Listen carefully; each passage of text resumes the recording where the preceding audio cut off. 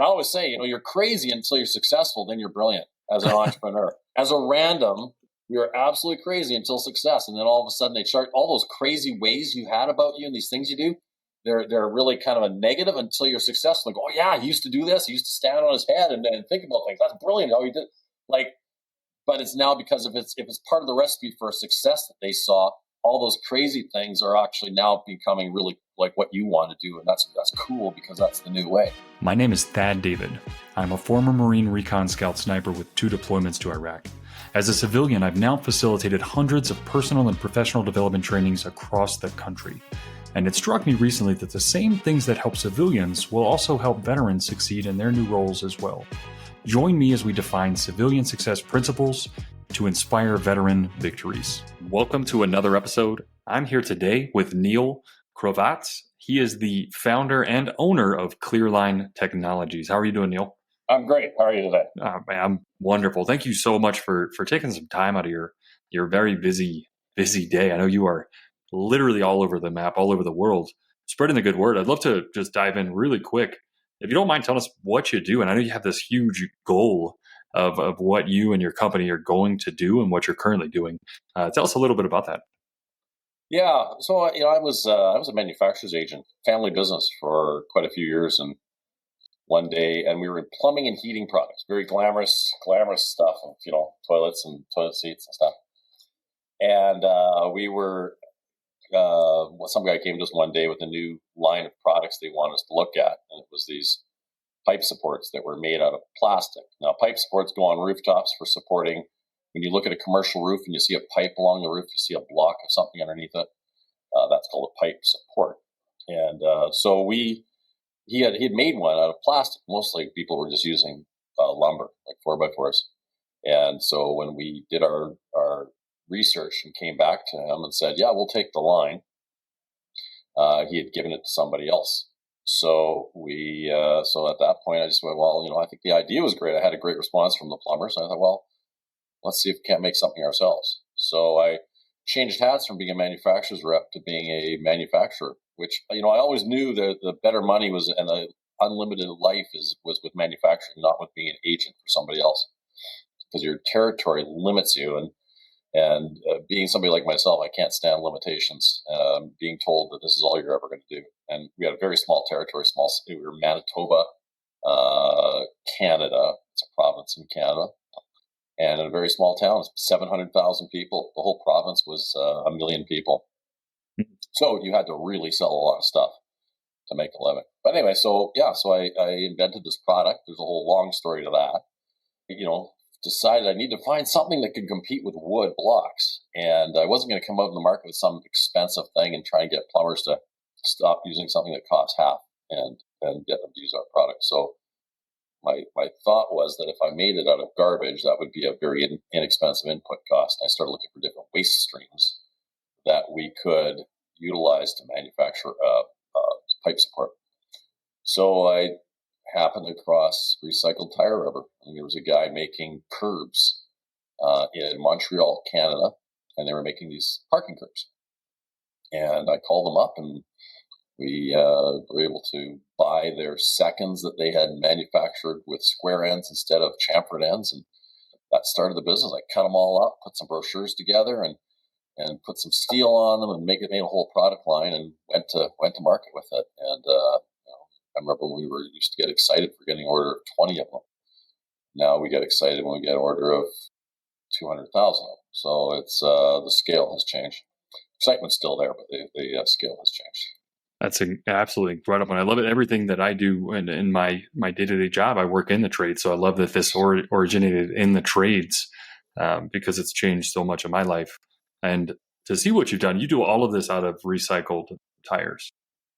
Yes. Yeah. And we're getting into the science of anything that's recycled materials that we can blend with our rubber to make different physical characteristics that allow us to expand our products into more other areas. Stiffer, more compression strength. We're looking at a product that goes under buildings for doing seismic protection on concrete buildings. So a whole bunch of different things, but we need different styles or different types of characteristics for the rubber. So we're looking at all other kinds of waste streams that we can blend with the rubber to create different mechanical capabilities and characteristics. That's fascinating. It's really amazing what you've done and where it started. And now your goal, and correct me if I'm off base on it, is to eliminate all of the world's used tires because they just sit there.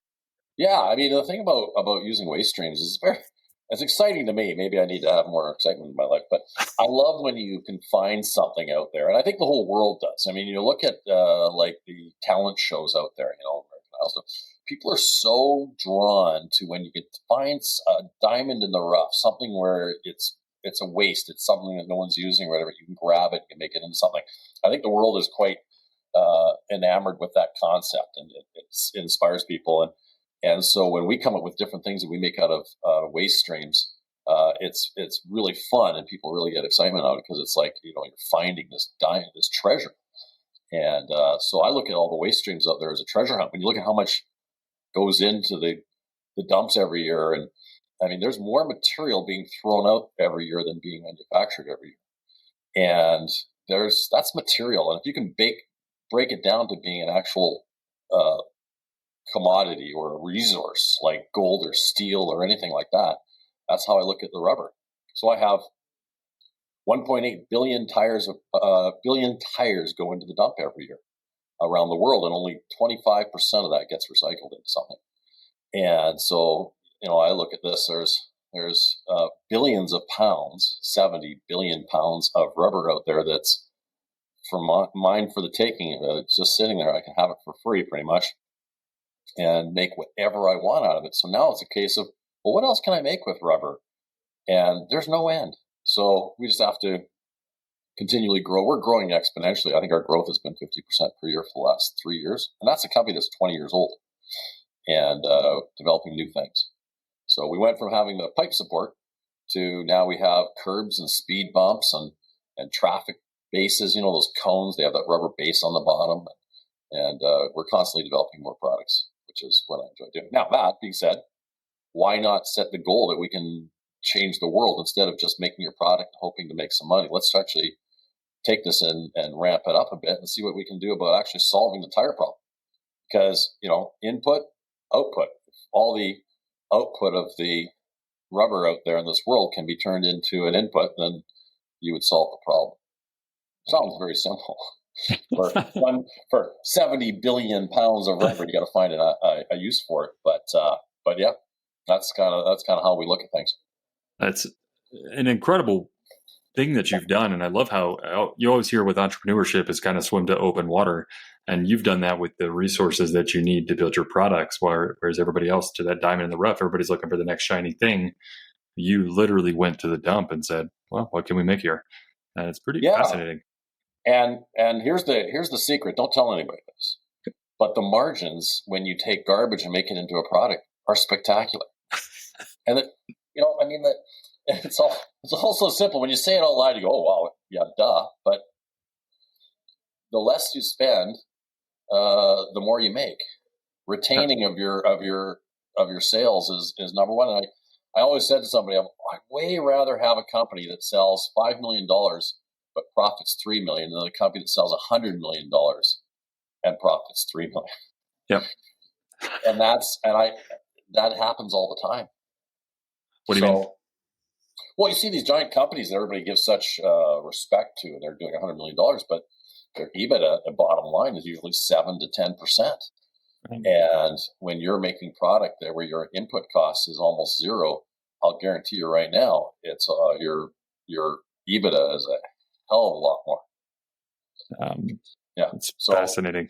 And we do everything that way, where we look at the bottom line of the company and what we're making. And if you're using, people will use failures in trying to use recycled materials that cost too much, or all the debate of that.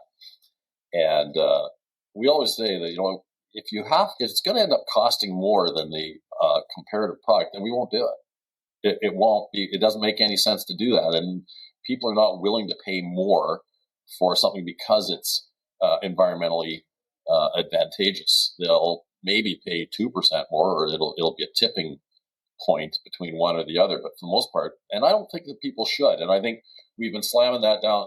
Not we, but the environmental industry of manufacturing stuff has been slamming that down people's throats that they should pay more because, it's like eco-bullying. It's like, well, you should want to do this, so you should be willing to pay more. And I say, no, you should want to do this because it's good for the world, and you don't pay any more for it. So, at Clearline, we created this criteria, and it's if you look at our logo, we have 3 leaves on our logo. And that's the Clearline criteria is the 3 things. One is that when we develop a product, it has to be priced the same or better than the product that we're going up against, that we're replacing, that's a non-green product. Secondly, it has to be truly green. If it's greenwashing, you just undermine the whole thing. And you undermine everybody's reasons for doing this, because people will point to that one going, see, they're a bunch of snake oil salesmen. It doesn't really, doesn't really work, or what have you. And the other thing is, it has to actually meet the spec. And there's so often where a green alternative or some other alternative to what's being done right now doesn't actually do it as well, but you're supposed to just hold your nose and say, yeah, it's almost as good, but, not really, because it's green. It's not as good as the other stuff. And I always laugh about thinking about the guy who I want to hire for my next salesman is the guy who started citronella for candles to keep mosquitoes away, because it doesn't work. And I mean, if you're not in the mosquito zone, you won't understand necessarily what I'm talking about, but they use the citronella and they put it and they infused everything with it, and they went all the market. Oh, it's green because it's, lemons and all that kind of crap. And it never worked. It didn't work as good as the toxic stuff, the off or whatever. But you were supposed to just sort of say, well, yeah, but it's green, so I'm going to buy it. That's crap too. So again, 3 things. It has to be as good, priced the same, and actually really green. And if you hit those 3 things every time, my bet is that when you hit those 3 things every time, you will win the decision 9.9 times out of 10. When people are given that, going, well, here's all the things. Now, which one would you buy? The one that is actually made out of petroleum or toxic or what have you, or this one? And this one is those 3 things. That's incredible. I love that you tied that in, and your citronella example is perfect. Like, I've PTSD from feeling mosquitoes biting me while it's just not working. I said it worked and it didn't do it. But that's incredible. It makes it really simple as a consumer to make that purchase. So and you don't have to be. Everybody's always afraid of a snake oil salesman trying to pull the wool over their eyes, and I understand that. And we get very mad when someone does. And it always makes me mad when I'll find somebody in the industry who has an environmental edge to what or idea of what they're doing, and it's all crap, because then it undermines all of us. And I remember one time I was at a building show, and this guy was selling garage doors, metal garage doors. I went, oh, well, how are these green? He says, well, we're not using wood. That's like, wood is a replenishment product. Like, wood is actually good. Forestation, using trees is that's what they're good for. And because now the industry is responsible and replants, using wood is actually incredibly environmental, because it replenishes itself. And I mean, trees have to be cut down eventually, or else they'll fall. So there's nothing wrong with using wood. But it's all, I mean, and I don't want to get into the debate of the whole green thing, because that's just a nightmare. But what I love about my products is there's no debate about global warming and stuff in my product. My product cleans up the world. And we all know that pollution is bad. No matter what side of the aisle you're on, you can appreciate that pollution's bad. Yep. And my product takes pollution and turns it into a finished product that makes the world a better place. It's amazing.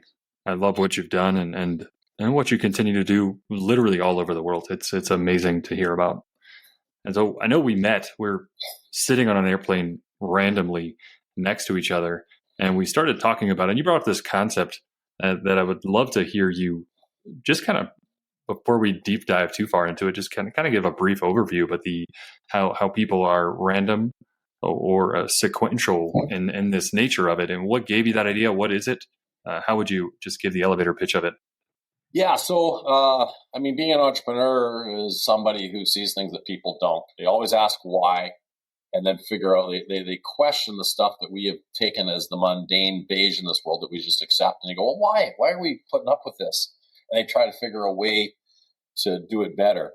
And it takes what I call a random mind to think this way. We can all do it. And being random or being sequential is a spectrum. You're not either one or the other. You can fall anywhere amongst the spectrum. So if you look at it as being, all the way to one side is you're really random, and all the way to the other side is you're really sequential. And if you get beyond this one point on either side of random, you become dysfunctional. You're too random. You can't actually organize your thoughts. You can't actually be effective. And the same thing with on the sequential side is you become what people would call OCD, and you're now not effective, and you're handcuffed with this. But in between somewhere we all run.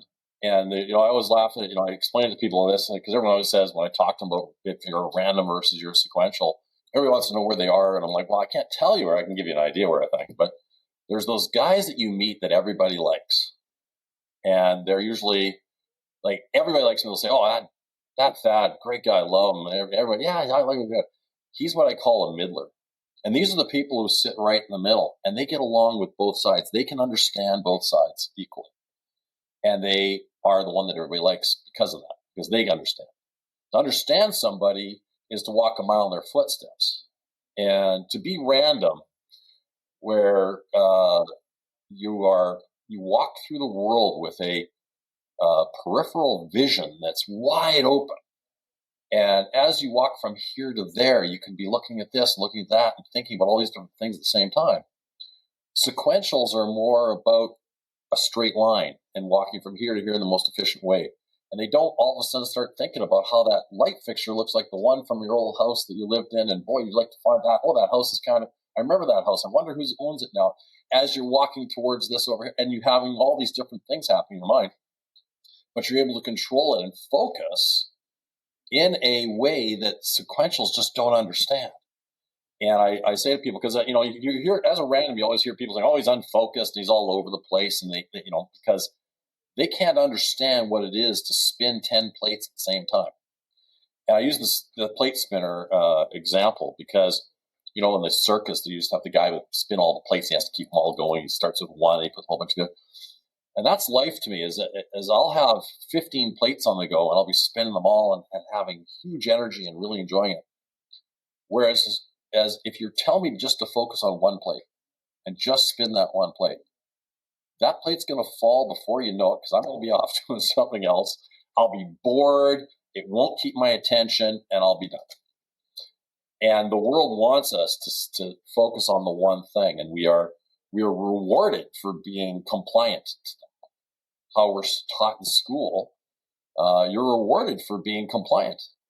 You are punished for not being compliant to the rules, and everything is structured sequentially.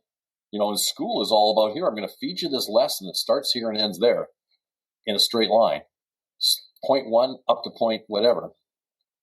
And then you're rewarded for how perfectly you regurgitate that sequence in perfection, straight. And that's either an A, but for us, we bring texture because we're walking through a world where our peripheral vision's all over here. And I talked about in school how when I was, when you're learning a lesson in school, and they'll start with number 1 and then number 2, 3, and you're getting it, and all of a sudden you're at number 6 or whatever it may be, and you take off and go, well, you got the concept, and now you're pulling in this, and you're thinking about something that happened to you one time over here, and that relates, and this relates, and you're trying to look for something to relate it to and ideas, and you ask the teacher about something that has to do with where you are in your thought process up here, and they want you back down step number 8, and they're like, I'm on step number 90. And they're like, what are you talking about? Get back down here. Like, what kind of stupid question was that? Because they can't see where you're looking at it from. And they want to bring you back down. And they'll say, well, that's not where we're going. We're not going there. And going, I know where you're going. This is way better because I added this and this and this. And they're like, stop. Let's drug you. Let's call you ADD, put you back in the room, and we'll just feed it to you one step at a time. And that's something that happens every day. And I identified this because that's me. Like I am an interesting study because I'm the guy on the very far side, right? So those are the studies that are the interesting ones, are the most dramatic. Yep. And if I was told to, focus, why don't you just focus on one thing? And it's like, your understanding of focus, not yours, but the sequential understanding of focus and the random's understanding of focus are two completely different definitions of the word. Focus for me is being able to keep my attention and work on multiple ideas at the same time. And I've got all these things going on at the same time in a complex construct. That's focus. So when they take a look at people like me and say you're not focused, it's exactly the opposite. Whereas the sequential world defines focus as having your thought and your attention on one individual thing. That's focus. And that's not my focus. That's not how I focus. That's not how randoms focus, which allows us to bring things out from, you'll hear terminologies like sequentials will say, oh, that came out of left field. Well, that's because I live in left field. Like nothing's left field to me. It's all just field. And I see it all at the same time. I'm bringing this and that. I explain this, and I love the one because you always know sequential because they always say the same thing when you come up with a spectacular idea that's simple. Because all great innovation is usually quite simple. It simplifies things, doesn't make things more complex. The first thing they always say is, why didn't I think of that? Which, if you're a sensitive guy, which you lose all sensitivity and you develop a real thick skin being around them your whole life but if you're a sensitive guy, you'd say like as if they're offending you, that they're smarter than you and they should have thought about it. But you don't. I'm just like, because you just want them to understand. Like as random, I can walk a mile. Like I talked about earlier, how to understand somebody is to walk a mile in their footstep. I can walk 10 miles in a sequential's footsteps because it's linear. It is, you can follow it. It's all been perfectly laid out and you can do it. I'll hate it and I'll kind of veer a lot. I'll never do it like they would, and I'll get a C or a D at the end, but I can do it, right? It's predictable. To walk a mile in the footsteps of a random is to be able to understand the balance of the complex constructs of thought, to be bringing it all at the same time, and thought isn't just about one singular individual amount of time. I could be bringing something from something I saw 20 years ago and 15 years ago and 13 and today and yesterday, and pull it all together on a concept, an idea that pulls into a one moment. And you go, holy shit, what a great idea. And that's why here's a quick test. If you want to know how random you are or if you're sequential, you never remember where you left anything. Where's my keys, honey? Oh man, you forgot. You can't find your keys again? What's wrong with you? Well, because from the time I put my keys down to the time I'm here right now, I had 4,000 different things go in my head, and it was not a great straight line that I could walk back through, right? Retrace your steps.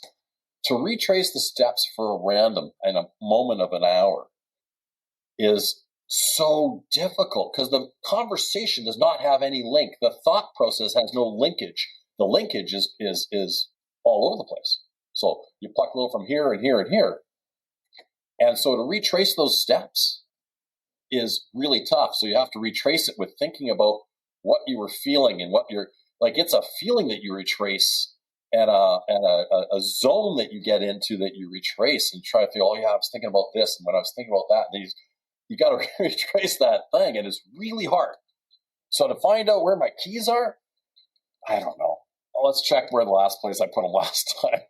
But that's just the way it is. And one of the things about this is, like I said, often when I talk to people, sequentials kind of are offended that I'm calling them whatever they have in their mind that sequential, that means to be boring and predictable and all that. It's like, no, we love you guys.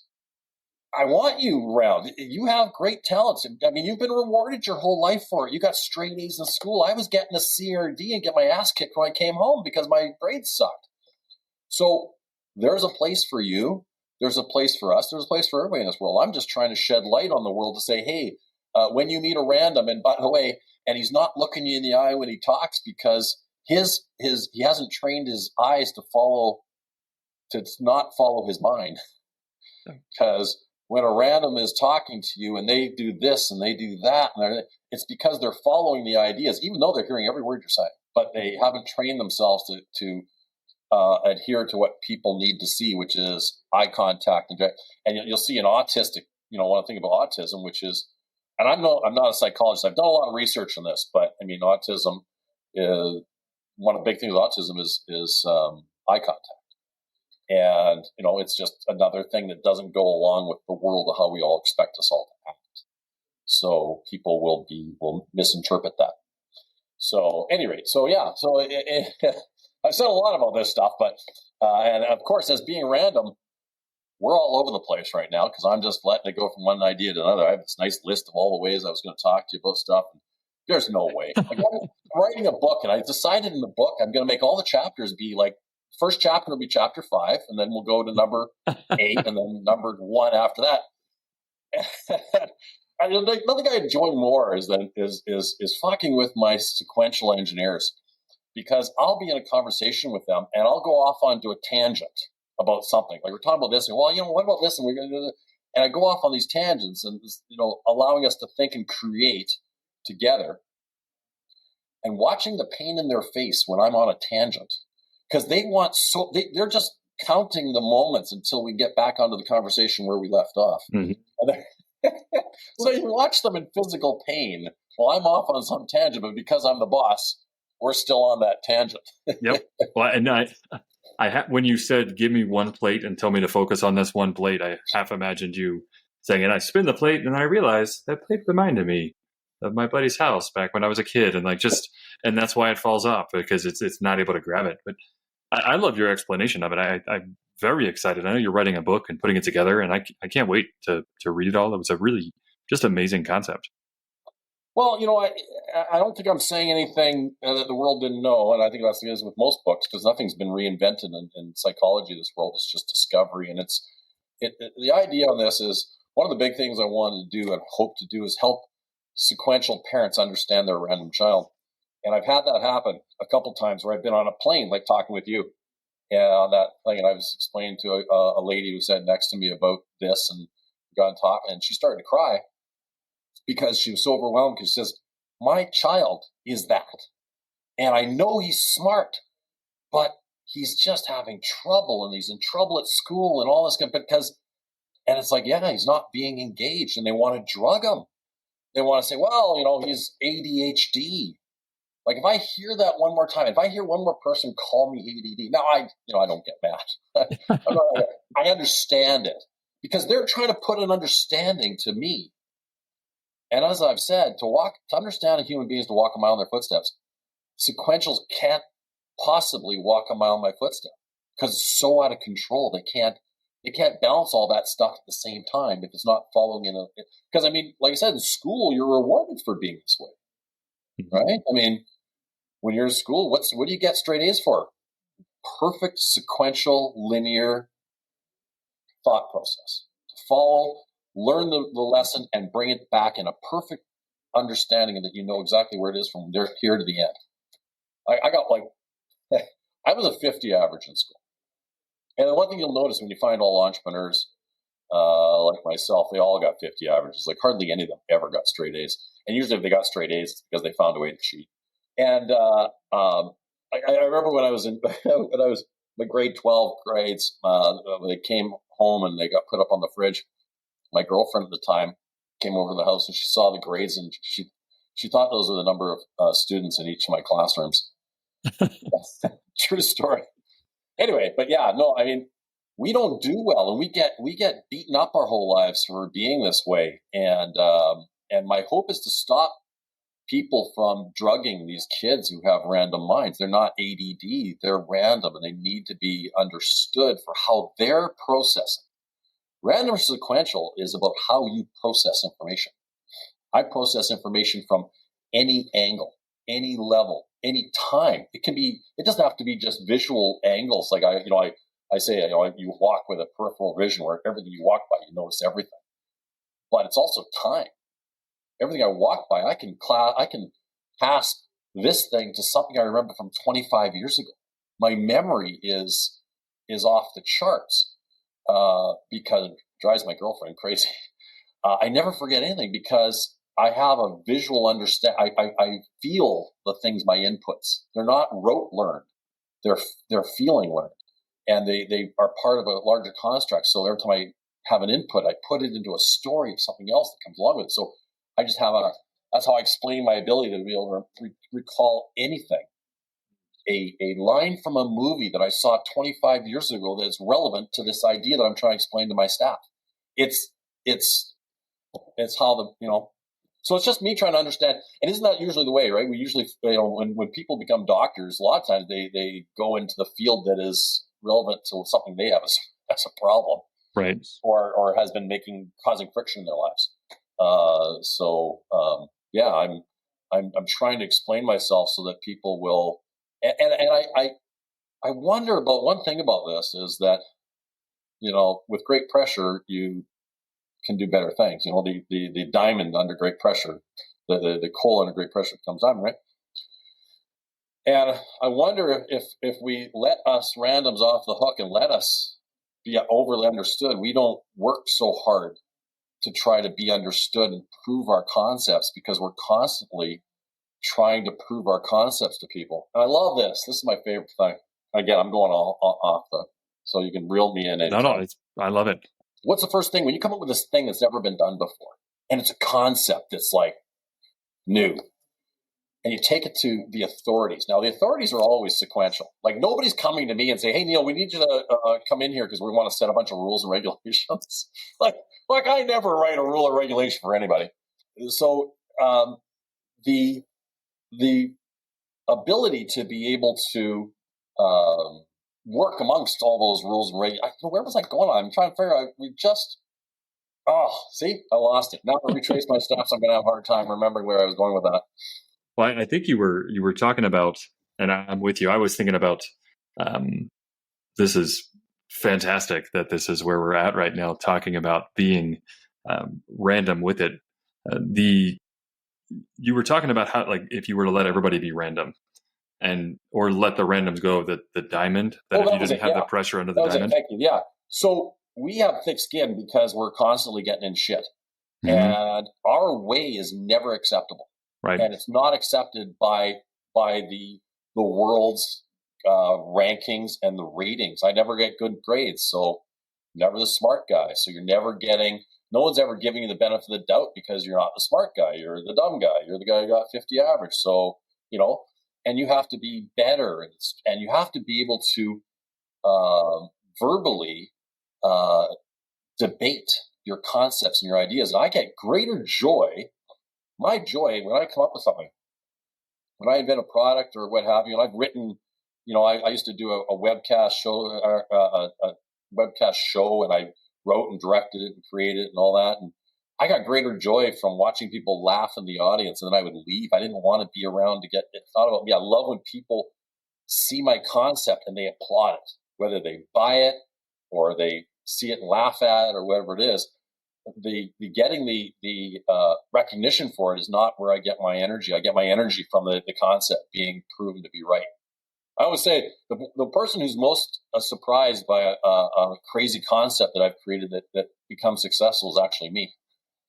Because you have it, but you don't ever have such great confidence that it's going to work, because it's new and it's new world and it's new territory. So you're trying the best, and you're a huge proponent of it. And people will think that you're being you're 100% confident, but no, you're on the team. And the team of I always talk about devil's advocates.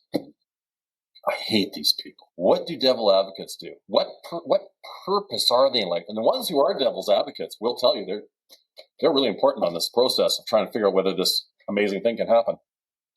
And I said, here's how it goes. If you want to figure out why something won't work, you can figure it out every time. But at the same time, if you just want to spend your time to figure out how you can make it work, you'll find that out too. So which one would you rather spend your time on? And these people are like, oh, you just want yes men around. It's like, no, it's not about yes man or no man or anything. It's about, yes, we can do that, which is actually on my business cards is, yes, we can do that. Is because everything's possible. It's just, what are you willing to sacrifice for that? What's I can make the next greatest thing, but it could end up costing too much, and then it doesn't work. But everything's possible. I can, I remember, this is a bizarre story. So I remember one time I watched this thing on TV about how some guy made this material out of the household items, and it could withstand a blowtorch. And it was just this paste. And like you could put a blowtorch on the other side, wouldn't be hot. I was like, this is amazing stuff. And I was selling insulation at the time, coincidentally. I went to the guys who were the engineers of the insulation company. I said, well, what about this? Why don't we make the insulation out of this stuff? It's amazing. It was just out of household. They said, yeah, the thing you don't understand is, yes, we could make it doing it that way, but the cost would be exponential. You couldn't do it without a cost being because of the different things it would take. So yeah, you could do that, but the cost would be so high. So that's why it's not being used. So, it's anything's possible. It's just what are you willing to give up to do it? What's going to be the net result? And that's how you have to work through as an engineer and trial, or as an entrepreneur and try all these different things and go to the wall and but you got to be the champion of it. All innovation has three. Ever heard the saying that all innovation has three phases? I was actually just going to ask you. I think you had shared this on the airplane, and I was very excited to have you share it. So I love that. I was right in sync with you. So 3 phases of innovation are this: ridicule, debate, and self-evidence. What that means is when you come up with a new thing that nobody's ever heard of before, it's ridicule. It's like, well, you're crazy. That's stupid. That won't work. Because you're doing something that everybody knows not to be true, and in their mind, not possible. So you're crazy.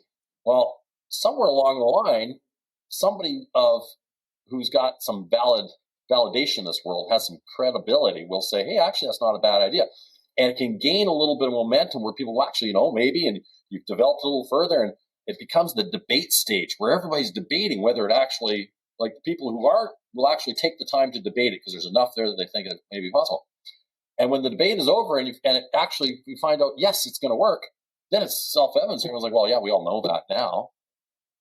And then the entrepreneur is the guy who can start the idea, take it through, accept the ridicule, the thick skin, take it through to the debate stage and be able to verbally defend it and challenge it and debate. And then the big one, which you see happen very often, not happen as often, is then when it becomes self-evident to actually commercialize it and make money off it. Because those are all different sets of skills.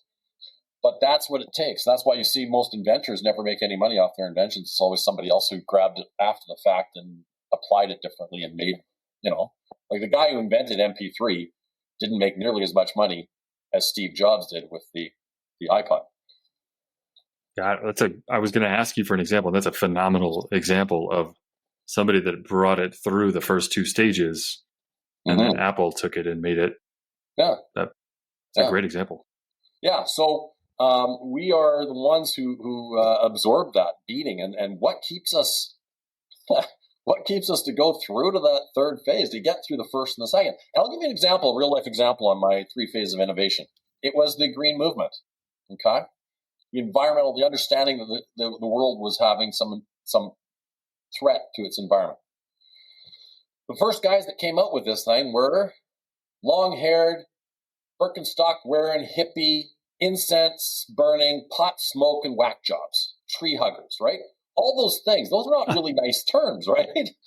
Those are, which would be defined as ridicule. Mm-hmm. And then all of a sudden, some scientists listened and they went, wait a minute, actually, I think they got something here. I think there might be something. It became a real debate. And everyone's back and forth on that. And then something happened, and I don't remember the year. It was the same year that Dole came up with his movie, Convenient Truth, of the environmental movie. Not Dole, sorry. The guy who almost was president, lost by a Chad or two. Environmental, the Democrat on the environmental side that was inconvenient. Al Gore. Gore, right. Al Gore. Dole and Gore, right? One syllable. Anyhow, so he came up with that movie, and at the same time, all the scientists of the world had this big meeting, and they all came together and agreed that there was a actual problem of global warming, and at the same time, the Democrats and the Republicans both came together and agreed that this is actually a situation that needs to be looked at. So all those 3 got together and said, you know what, you're right, there is something here. And that caused the world to go, this is now self-evident. We all know that there's something going on. It's not just, oh, by the way, it's really hot today, or it's cold today, or we have storms. They went, holy shit, there's something going on here. So that was when it became self-evident. And now when it becomes self-evident, we all go, well, yeah, we know that. We know about it. Whether you believe it or not. And again, this is not to get into a political argument, but it's about, I'm just giving that as an example of the definition. So you look at it, right? They went from hippie whack jobs to debate, and then now everybody knows it, and we're all trying to do what we can, and people are trying to commercialize and make products that'll do it better and all that kind of stuff. Right. It's a great walkthrough of just the progression of those three phases. And yeah, I love it. I think it's a fantastic example. And if I'm hearing you correctly, anybody that is an entrepreneur should be prepared to go through these three phases, because it sounds like they get lost on that self-actualization where they're kind of out of steam. And yeah, well, the whole world's against you, because what do they do? This is what I love when you innovate. You're going to do something that's never been done before. So you take it to, let's say you take it to the government, you go, we want to do this. So what does the government do? Let's bring in our experts. Hey, get the experts on this. Now, what are experts? They're the guys whose whole lives are wrapped up in exactly how it's always been. And they are the expert on exactly how this one thing has always been. And you're asking them if they're wrong and there's actually a better way of doing it? Like, why the hell would you ask them? Of course they're not going to have an open mind to it, because, and not because they're angry or they, devious. It's just they don't see it. They look at it this way, and you're going, hey, what if we did see this thing over there? And they're going, I don't see that over there. And you take their hand and go, hold on.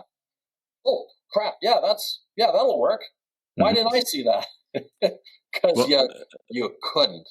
And I'm walking like this, and you're walking like that. So it's always, the answer is always right in front of our eyes. It's very simple, which makes it harder, because if it's that easy, what you've heard these ones. Well, if it's that easy, why didn't somebody else do it before?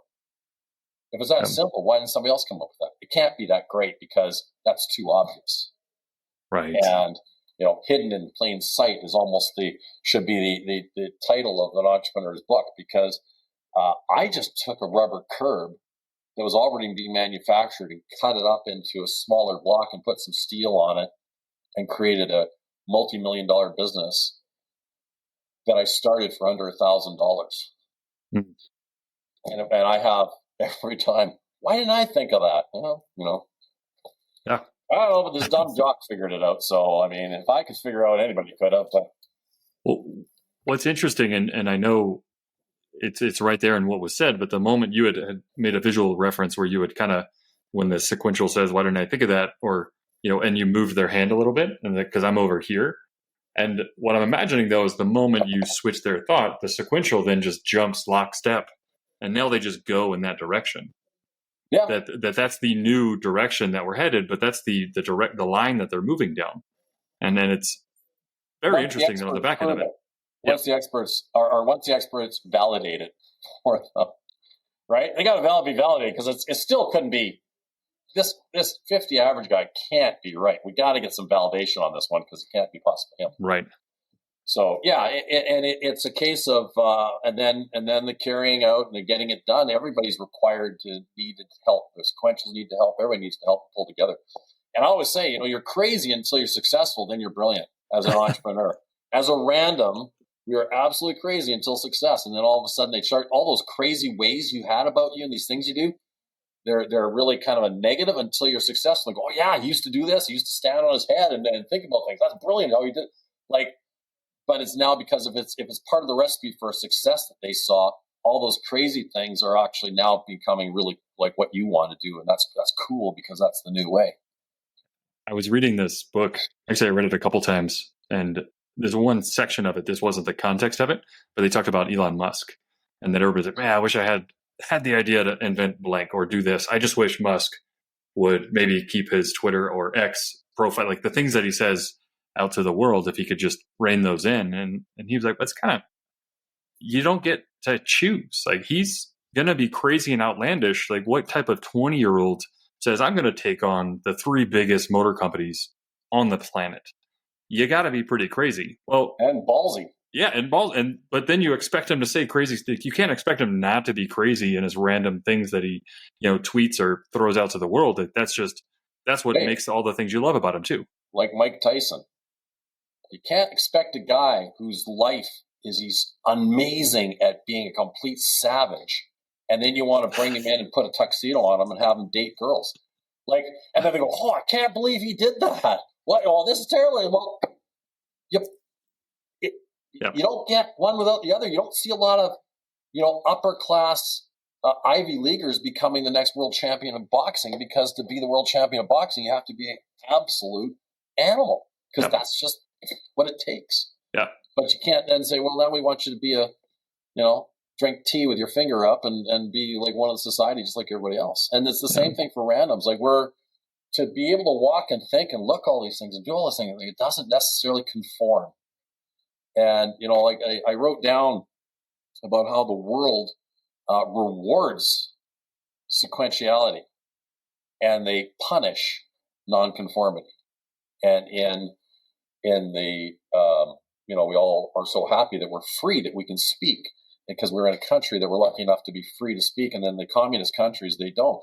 And if you ever think about it, does anybody in China actually ever invent anything? Or are they just incredibly good at taking what's been invented and copying it and making it better, which is a sequential improvement of that, as opposed to coming up with going, hey, what if we had a voice that was on the phone that way we could just talk to, and it could ask it questions. It would take things from the internet, and we'll call it Siri. Right? The last really innovative thing that Apple ever did was Siri. Guess what also coincided with after Siri? Jobs died, and he left. And what do? Is they put a guy who got straight A's at some Ivy League university. Well, guys like me aren't getting straight A's at any university.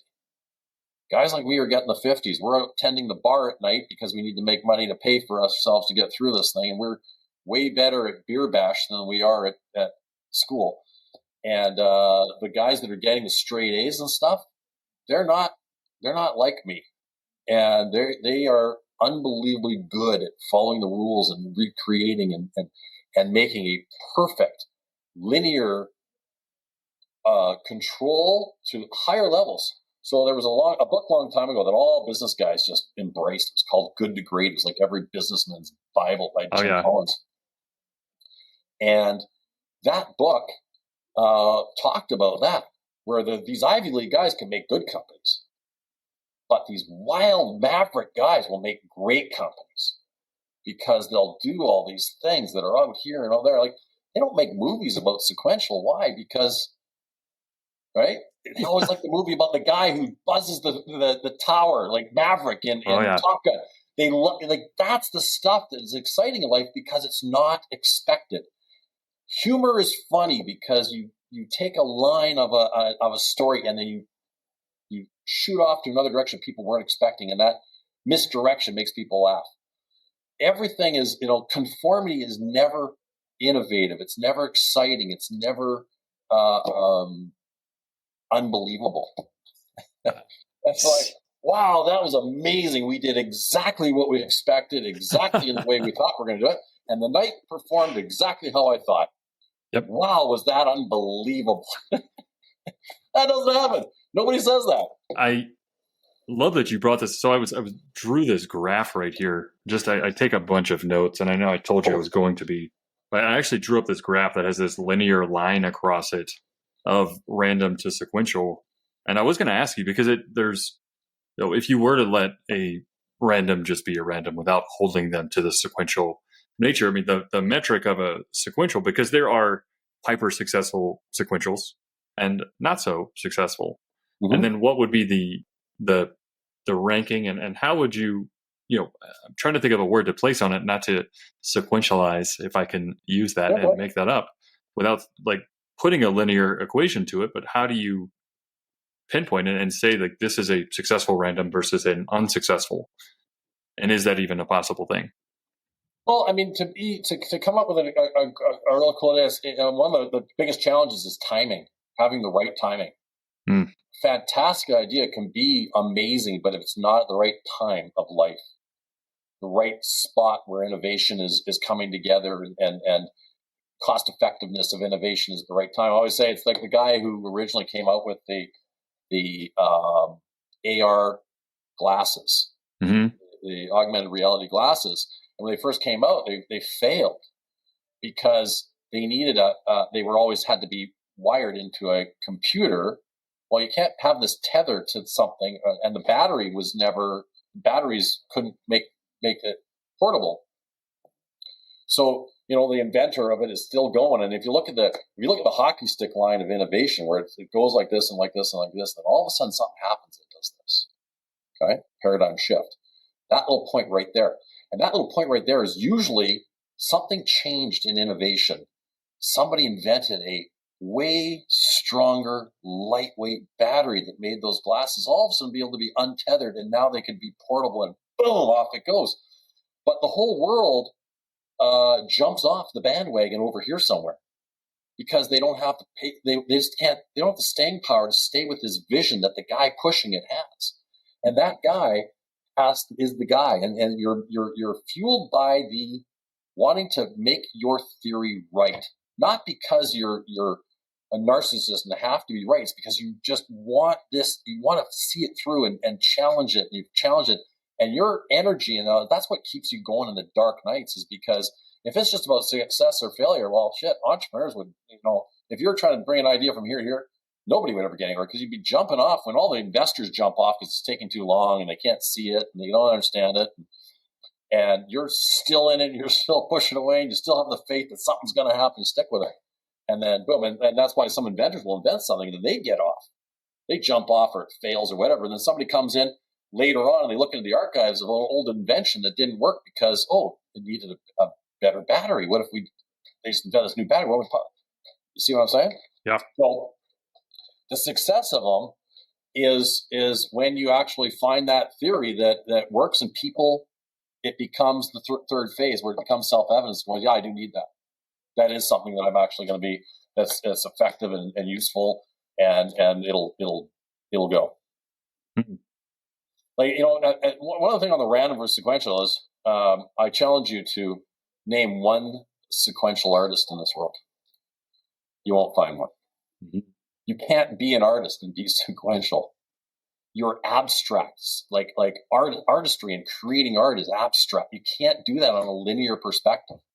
Well, this painting looked good, so what if I just add this and this to it? And what if I, that's not an artist. And so there's jobs that we all can do. And like, again, I'm always careful because when I talk about this, I've had so many people who kind of get put off thinking that I'm telling them that they're something lesser. And it's like, no, I'm not trying to tell sequentials they're lesser. I'm trying to tell them that we're not idiots. Right. I'm just defending myself and my people to say, hey, when you see one of us, go, hey, this guy might actually have a brilliant mind. It just doesn't act like mine. And we should accept this person instead of looking at them and saying he's crazy and don't talk to him and he's nuts and all that. And there are some of us that are truly nuts. But, with insanity, Einstein, best quote of all time of Einstein's was an idea if at first not absurd has little chance of success. Love that. Yeah. It's like, because it has to be crazy to be innovative, because innovative is doing something that no one's ever thought of before. If you're, or a way that no one's ever done before, which would be the definition to a lot of people is crazy. So there's definitely a clear linkage that one needs the other. If with your company and this massive organization that you've built, and you need sequentials inside of it that are going to be that are happy to go through and do it. And then a sequential also needs a random in order to innovate and create new ways of thinking. And so they're both linked together, not as polarized. Well, yeah, and texture, bringing texture to things and creating, more than the singular concept of the idea. And oh yeah, my company would be dead if I didn't have a bunch of sequential people in the key positions, like, chief operations officer. Right. I don't want me doing that. Nobody here wants me doing that. And guess what? Accounting, like controller and all that. I always laugh, in LinkedIn, you get these these crappy things from these headhunters going, we found a job that's perfectly suited for you. And it's like, they'll send me one that says an accountant for a company. I'm going, really? I'm perfect for it. Obviously, you know me. I must be perfect. I must be something I don't know about myself. Right. Because that whole doing the accounting and stabbing myself in the eye with a fork. But I've got people who love that, and people who are in their zone of what they're meant to do. And accountants, I'll give them this pile of bills and crap that just is awful to me. And it's just like toxicity, kryptonite. And I'll go and give it to them like, oh, awesome. Love it. Great. I love you. You're doing this job that I would never do. I love you. I hug my accountant going, thank you so much. My controller, gets all the bills paid and all that stuff. It's fantastic. I think it's incredible to think about. And I love that you've created it. And, I'm thinking about it as a parent from that side, because you'd referenced earlier that woman with her kid and that you have talked about with ADHD, and, it almost seems unfair to have a random inside of the school system that's so sequential. However, it is what it currently is. So how do you, and I don't know if you've given much thought to this, but how do you help a random succeed in that area? I've given a lot of thought to that. So there's a funny story. This doesn't answer your question specifically, but it's kind of a funny story. I would be surprised if it did answer it specifically. Yeah, well, stay on point, Neil. Stay on point. So I was I sponsored an entrepreneurship award to a school, and at the end of the year, they had all these awards, and there was the entrepreneurship award, and I sponsored it. So I went and told my story, and as I gave the award, and this girl, and all these awards to win this award or that award, you had to have a 90 average, and had to do this and this and this, and mine was a 70 average. And they're like, why? Well, because if I put any more than 70 average, guys who are entrepreneurs would never win it. The true entrepreneurs aren't going to win it because we're not getting high grades. 90s would take us out. So it was a 70 average. It had to be something that, so I had all these parameters had to do with what the actual being an entrepreneur was and what it takes to be an entrepreneur. So the girl that won it was a sweet girl, and she invented a charity that was brilliant.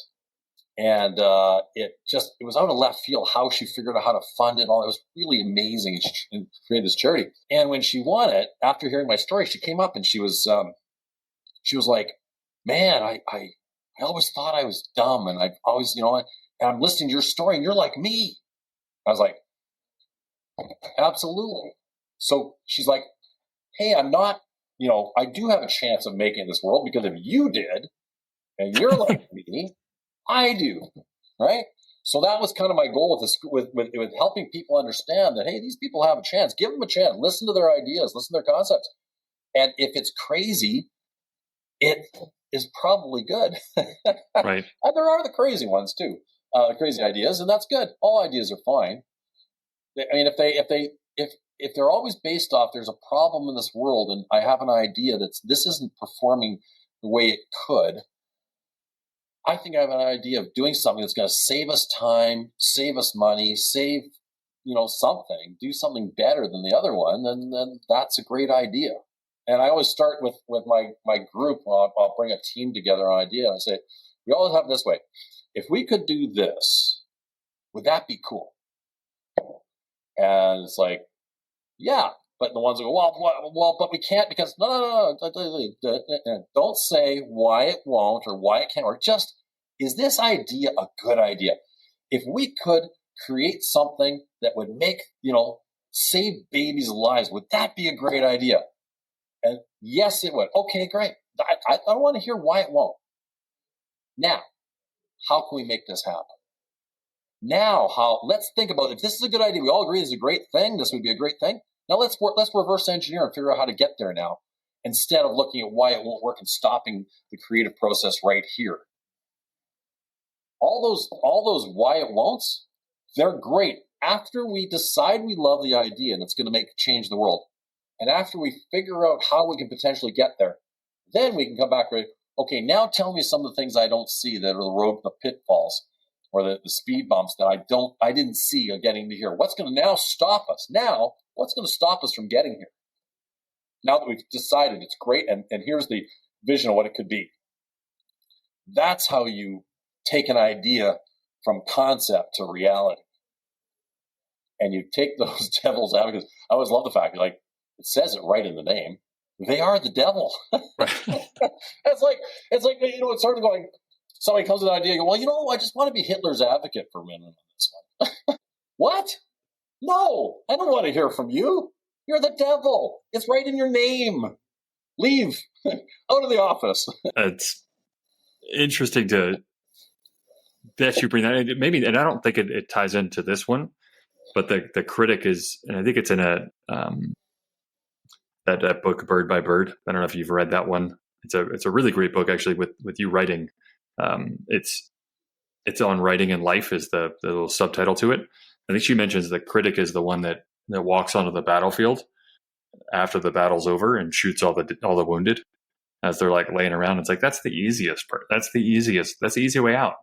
Easy ways to walk in and say, well, it's not going to work. Great. Thank you for your contribution. If we wanted to look at that, we could find that too. Schadenfreude. You ever heard of that? Mm-mm. There's German people are going to be listening to this and just absolutely dying the fact that I just completely munched the pronunciation of it. But it was a scientist. It came with that people taking joy in other people's failures. Mm-hmm. Okay, my life is filled with those people because what it is you're saying, hey, I got this great idea, and now they're if they are insecure in their own selves, your success means their failure. Right. And they want you to fail so they can go, oh, good thing it was warranted. I didn't try it because look how he failed. And it makes them feel good for not getting off their asses and doing it because they would have failed anyway. So it's kind of like the, wow, and they cheer for your failure. And people always cheer for my failures because it makes them feel better because I'm the crazy guy out there doing all this. And see, he is crazy. He's doing all this stuff, but he's, that didn't work and that didn't work. And like I said, we are crazy until we're wildly successful, and then all of a sudden we're brilliant. And all those things that looked crazy that we were doing before we were successful are now looking brilliant. Yeah, I really appreciate it. I love that tie back of, and I have it written right here, just crazy until you're successful. And it's a really cool thing. Well, it's right. I mean, the old days, if you were having, going like Alzheimer's before they created Alzheimer's, you had dementia before they created the word dementia way back when. You were either crazy or you're senile. If you were rich, you were senile. If you were poor, you were crazy. but he's rich, so he's senile. He's not crazy. Right. Neil, I really appreciate you taking time to share this. I love this thoughts. I don't know that you have any time frame on it. I know you're slowly putting together some concepts for a book. Is there any time frame on when any of us that would love to read it would be able to expect it? Oh, that'd be a tough one because being a random. Yep. My one of my girlfriends once called me Mr. 90% because I'm not quite getting that last 10% done. Yep. Again, not to finishing. I need to find somebody. I think, and that's the thing, right?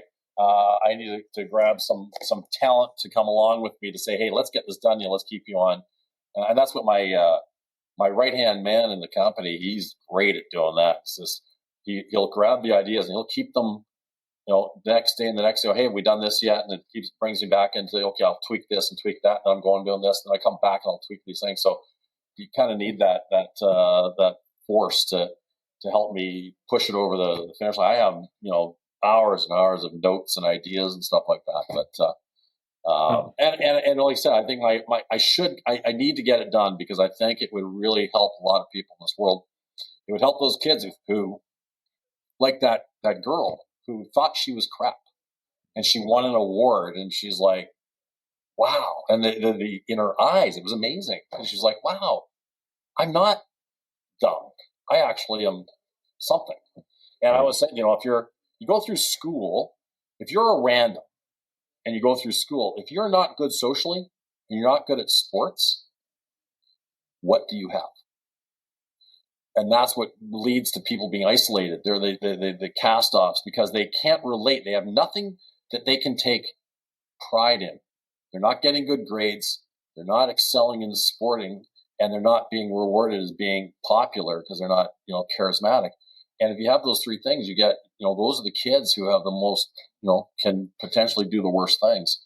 And because you're in isolation leads to, warping the brain a little bit. And And I think that, my idea to give people pride in what they are, which is they could, that movie, A Beautiful Mind. It's like, and ever since Elon Musk became successful, what are people all accepting of now? Autism. Going, oh man, yeah, he's really successful because he was autistic, and look how successful he is. Well, geez, these, I always say a random has a superhero like an X-Man, right? We all have our thing that's like really exceptional and not like the rest, and that's how randoms they have that. But it's if they're not told, that's actually a good thing.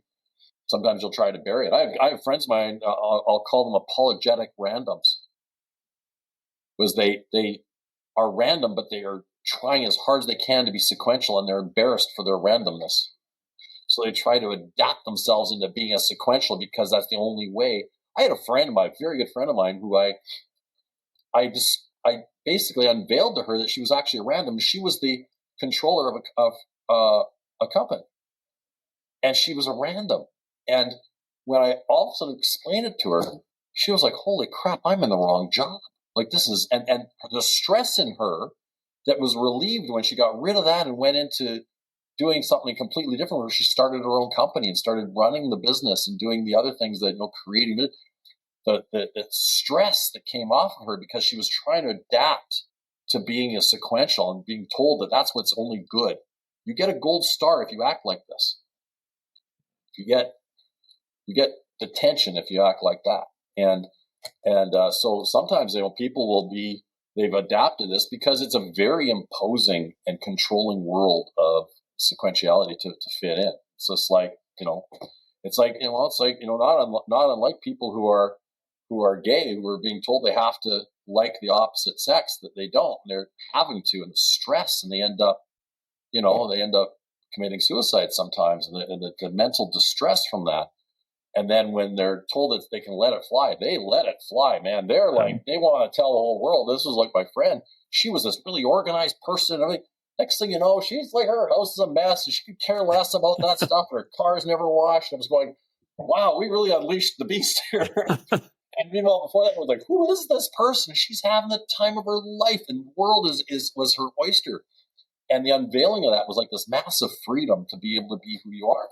And people don't think of it in this term, but yeah, that's kind of my goal, is just sort of awaken some people to sort of say, hey, and when you tell people your crazy ideas, always tell the people who will answer you by saying, that's cool. How are you going to do that? As opposed to the people who are the devil's advocates. Saying, well, that's not going to work because that's not going to work. That's already been done. If it was like, stay away from those people. The people who are the best people in the world for a random are the people who say, that's awesome. How are you going to do it? Is there anything I can do to help you? That's great. I like the concept. That's a really cool idea. And how are you going to work through it? It's amazing. And surrounding yourself with people like that, not with the devil's advocate or Hitler's advocates as you.